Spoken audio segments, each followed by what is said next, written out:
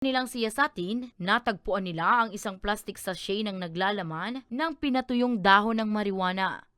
Nung nasamsam po ng PNP Tobacco, yung pinaghihinalaan nga pong marijuana is agad naman po ito nga sinabit sa crime laboratory po dito sa amin sa Pier 05 sa Campola. Then pagbalik po ng report, naka-state po doon na 1.62 grams of positive marijuana po yung nakuha sa kanila.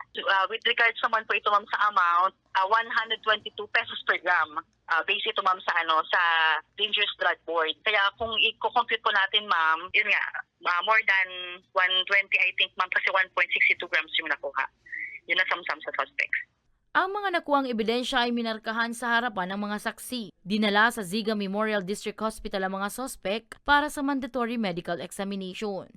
Bilang bahagi po ng legal na proseso, inapisuhan ng mga suspect tungkol sa kanilang pag-aresto at ipinagbigay alam ang kanilang mga karapatan sa Bicol dialect.